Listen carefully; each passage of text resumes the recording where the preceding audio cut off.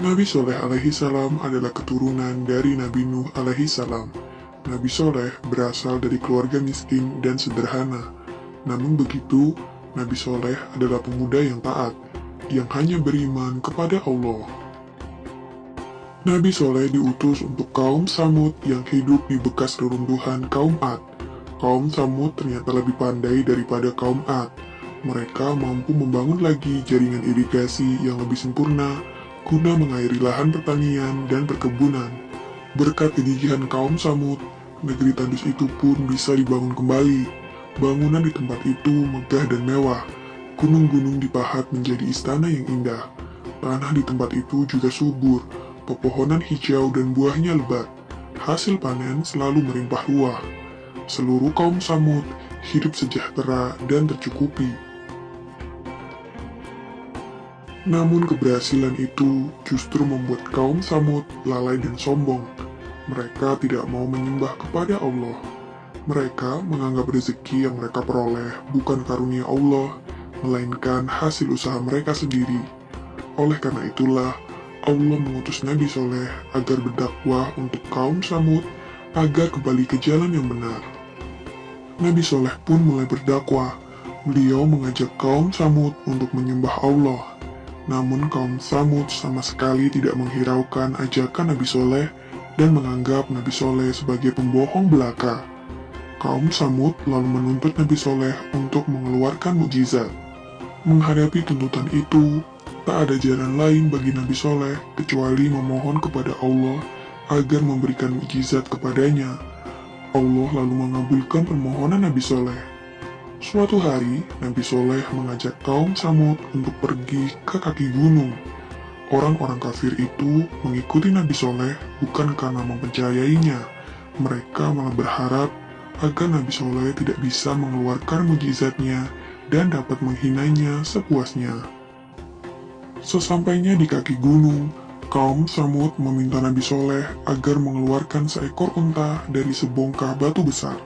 Sebuah permintaan yang tidak masuk akal. Namun, betapa terkejutnya kaum Samud karena tiba-tiba sebongkah batu besar itu terbelah. Dari dalam bongkahan batu itu, keluar seekor unta betina.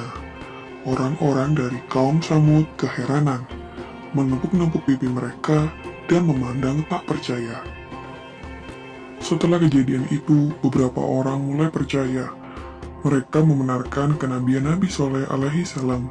Kabar itu segera tersebar ke seluruh penjuru negeri.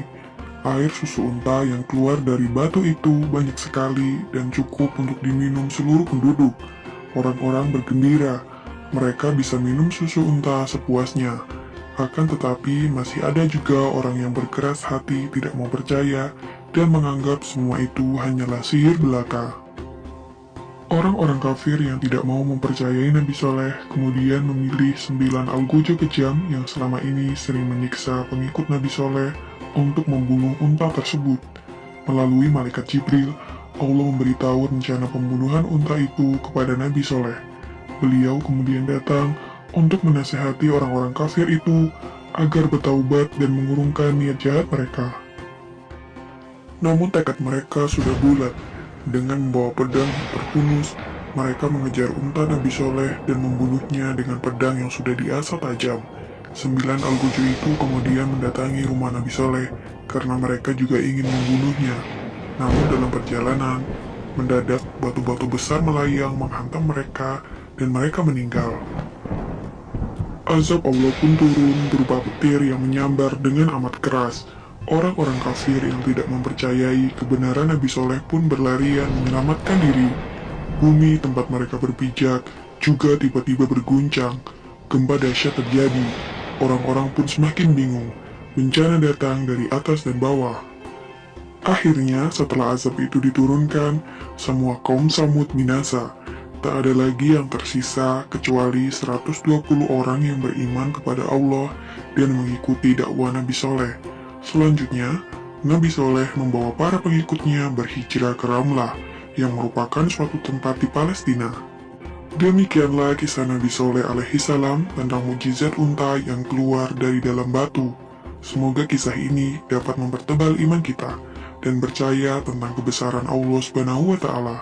Amin ya Robbal 'Alamin.